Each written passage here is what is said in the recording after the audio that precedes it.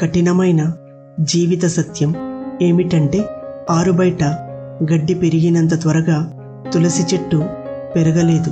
అలాగే మోసం చేసేవాడు అభివృద్ధి చెందినంత వేగంగా మంచివాళ్ళు అభివృద్ధి చెందలేరు కాదంటారా?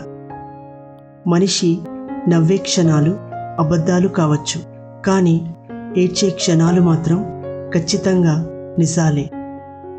విలువ లేని ప్రేమను నువ్వు ఎంత ప్రేమించినా చివరికి నీకు ఆ విలువ లేకుండా పోతుంది.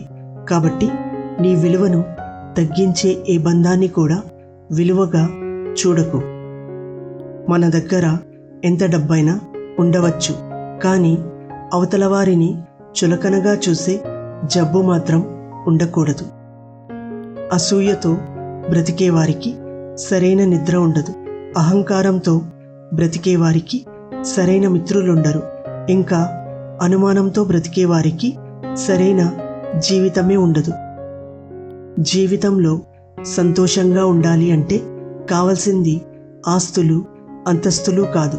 నీకు నేనున్నానని ధైర్యం చెప్పేవారు ఉంటే జీవితమంతా సంతోషంగా జీవించగలం.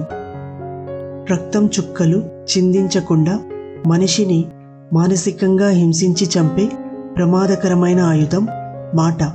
దానిని మూర్ఖుడు వాడిన తరువాత ఆలోచిస్తాడు. తెలివైన వాడు ఆలోచించి మాట్లాడుతాడు. గుర్తుంచుకోండి, జీవితం అంటే ఇంతేనా అని ఇప్పుడు అనిపించవచ్చు, కానీ ఒక వయసు వచ్చాక అర్థమవుతుంది. నువ్వు మోస్తున్న బాధ్యత, నిన్ను నమ్ముకున్న మనుషులు, నిన్ను పరిగెత్తేలా చేసే ఏదో ఒక అవసరం. ఈ రోజుల్లో బంధం అనేది తామరాకు మీద నీటి బిందువు లాంటిది.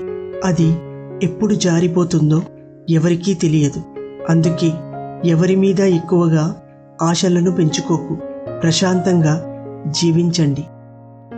నమ్మితే ప్రాణం ఇస్తామంటారు. ప్రాణం ఇవ్వాల్సిన అవసరం లేదు. ప్రాణం ఉన్నంత వరకు నమ్మక ద్రోహం చెయ్యకుండా ఉంటే చాలు కాదంటారా?